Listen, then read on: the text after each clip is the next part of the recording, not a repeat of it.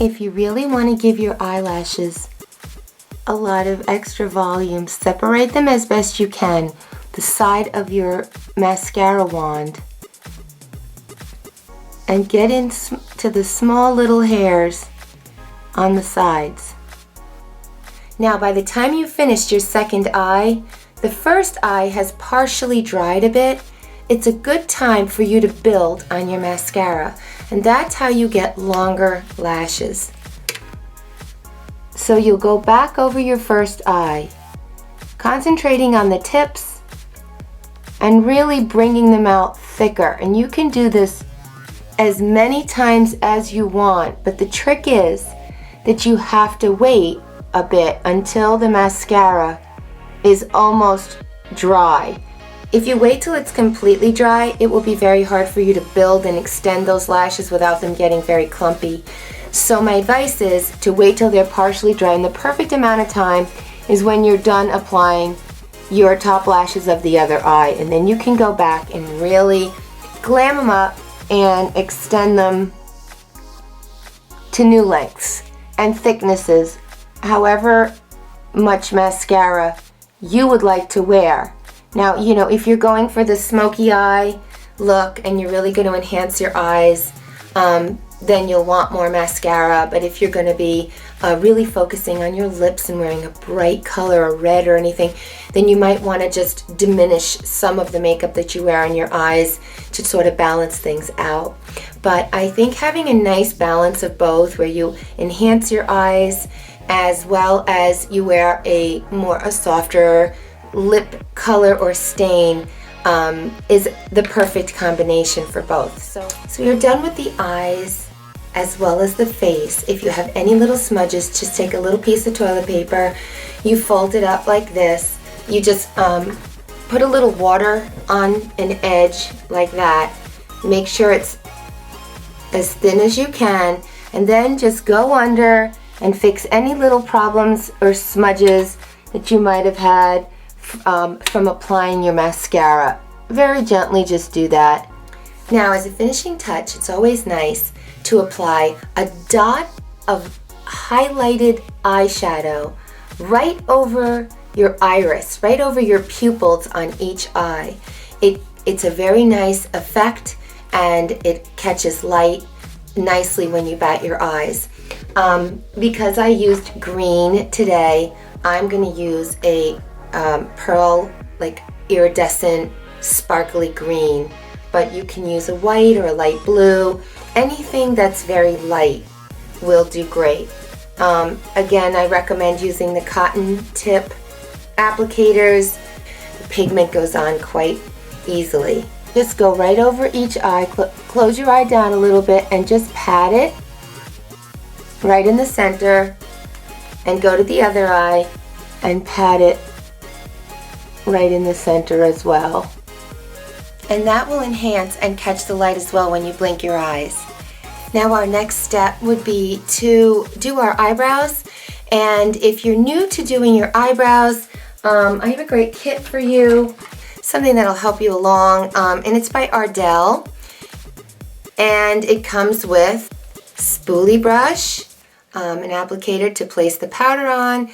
It comes with a wax grooming eye pencil, and what I like is it's got lots of different shades, because it's hard for you to know sometimes what's going to work for your eyebrows, and I always assumed that I would need a darker shade than I normally do. So see, it comes with lots of different colors, and I think this is a really good place to start.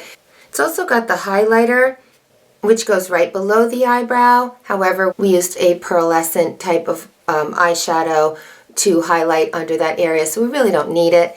But it's nice to have everything, and you know, it comes with a special little applicator brush. So I'm going to use this color over here. It doesn't tell me what color that is, but it's the lightest color that they have, and that one is actually perfect for my eyebrows. Don't go heavy, because if you're too heavy with your eyebrows, you can really look very made up and less natural. So I'm just going to dip it in just a little bit and apply some into my eyebrows. You just want to work them in using the slanted tip to build a natural look. And if you've got the right color, it will look so natural for you. So, you know, if you're inexperienced with doing your eyebrows, I say opt for one of these palettes where you can experiment with different colors. You can blend different colors as well to try to get the right natural shade for you. And then you just take your spoolie brush and just brush them and then make them look nice and even. You set them with the wax pencil, and that you just run the wax pencil right over your eyebrows, and that will set the powder in place, and you're all done. And it's very simple and very quick. Now, before we finish up with our blush and our lips, if you decide you'd like to contour your face, and I don't think it's necessary, but if you feel that you want to add a little bit of contour up at your forehead area, especially if your hair's been there and it's a little lighter there. However, if you use a bronzer like I did, you won't need to. But if you didn't, then you can contour up there. You can contour hollows of your cheeks a little bit. And if you've got, you know, want to define your chin, you can do that. But I can recommend a really nice contouring kit. You don't have to make a giant investment in this one. I got for $25, and it's by NYX, and it's got an array of colors, and it's really practical, and it's a really nice one because some of these contouring kits can run so much money, and I don't feel like you wear them all the time. So if you want to, you know, take your one of your deeper shades, like a little bit deeper than your skin tone, you don't want to go too deep, and just, you know, buff it on and put some up there and sweep it into your cheeks a little bit to give yourself some definition. I mean, for my skin tone, I'll probably pick this one, and you just pat it in there a little bit and just under, you know, in the hollows of your cheeks, so when you go like this, it's that area. That's where you're gonna hot contour, okay? And that's there, and I think above on the forehead. Those are really the only places, but when you do that, you really do need to add blush because it does kind of take away from your blush. And I'll just dust some under there sometimes, but I just wanted to show you guys because I think it's a nice kit to have. It's great also if you want to do anything with your chest area, if you want to use a dark color to just contour your chest area, or highlight above your breasts. If, you know, you're wearing a gown, that looks very nice as well. So something to consider, not completely necessary. Okay, let's finish off this look now with some blush. And my blush is by Clinique, and I've worn the same blush for years. I will not change. It's New Clover by Clinique, and, you know, comes with a little blush brush, and it's kind of like a, I don't know, it's almost a mauve-y kind of color, which goes great because my eyes are kind of hazel. And just put some in the apples of your cheeks, okay? That's where I like to put some. Some people put their blush right over here and not in the apples of their cheeks, but the way I smile, that's what always gets pink when I get flushed in my face or if I'm working out. So all I'm doing is enhancing that look. Stick with the pinker shades. Stay lighter, stay springy. I think you can, matter what your skin tone or your hair color, I think it goes great. And I always just dust a little bit on my nose and a little bit on my forehead because, like I said, if I'm gonna be out in the sun, it's kind of where I get a little bit of red or sun-kissed. And then for your lips, the final stage here, my suggestion for lips is wear something that's as long-lasting as you can. I recommend a matte lipstick or a lip stain. You don't have to put a ton on. You can just put a little bit on and then go over it with your gloss. And just apply some, but lightly, girls. You don't have to be, you know, too heavy with it. Just enough to give yourself a little color.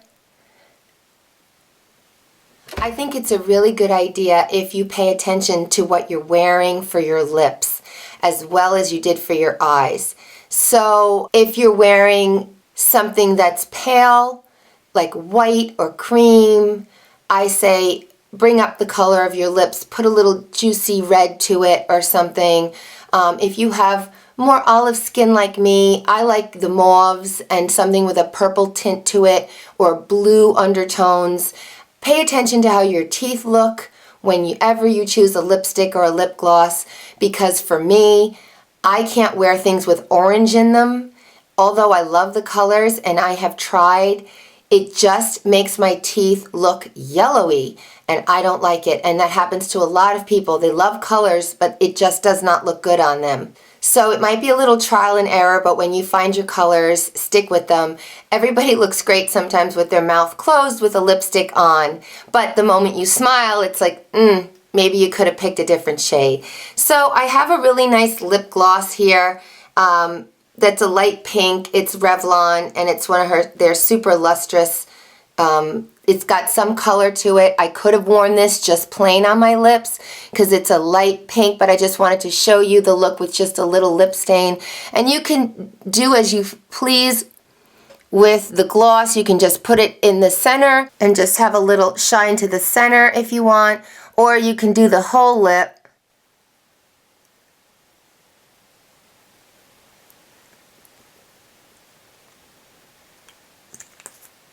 And you're ready to go. Then what you want to decide is what you want to take with you, and I recommend that you take your lipstick, lip gloss with you. I mean, you're going to have a little purse because you're going to want to have your phone to take photos and selfies, and you may during the evening need to just freshen up your face a little bit because oils start to develop on your face, but that's why keeping your makeup light and matte as far as the foundation goes will be very helpful. But you know, bring something like this along with you. This is a CoverGirl Clean Makeup. It's a powder, pressed powder, and you'll find your skin shade in it. And these are great. They're like foundation powders, and you can just, you know, pat them on. It'll help absorb any excess oil, keep your face looking finished and nice. So throw that in your purse. Your lipstick, maybe a concealer if you think that, you know, you have something to cover up and that could be fading with you, throw that in there. If you do decide to wear false eyelashes, please remember to put some eyelash glue into your purse to take along, because you can possibly pop the little corners out very easily by moving around or dancing, or if, you know, bumping up against anybody. I mean, they're just not that durable. I think mascara you're all set with, but I wanted to give you the option out there to consider whether you would want to wear false eyelashes on your prom night. And you'll be all set for the evening. And remember, when you plan your makeup, what you're wearing is really important. So think like an artist. You want to bring out the colors in what you're wearing with your accessories. And your makeup is an accessory. Your lips are an accessory, and your eyes, your eyeshadow is part of the accessory. It can really make the outfit pop. And remember, your photos are pretty much taken during the day in the daylight outside. That's why you don't want to go too glam, because you might look just a tad too made up for those photos that you're taking in the outdoors. So like I said, you want to look like yourself, but a more glamorous version of yourself, but I think you don't want to take it up too many notches. You also want to be comfortable, and you also want to make sure it lasts all night. And once you're all done with your makeup, just take a selfie of yourself and see how you like the way you look. If you look good to yourself when you take the selfie before you go, then you're going to look great all night long. And you might want to just try to take a daylight shot outside and also an indoor shot to see how you'll look for the evening inside in the indoor light. Then you'll know what you're going to be looking like in your photos. So I hope you found this video very helpful for prom. I hope you have such a wonderful time. Enjoy every minute of it. It's going to be some great memories, and you're going to really love looking back on those photos and looking back at what you looked like back in your high school days and having so much fun reminiscing. So if you want to share any photos with me on Facebook, I'd love to see what you guys look like for prom. Sending lots of love, lots of hugs, and please subscribe because I have a lot more to come, including a hair tutorial for prom, showing you some hairstyles that you can consider for your big day. And please visit me at my blog spot where I do a lot of writing. And I'm also on Facebook and Twitter, so we can stay connected there as well. Okay, well, thanks so much for viewing. Bye-bye now. And there you have it. You've got your half updo with your little bun, and your bun has some great interest to it.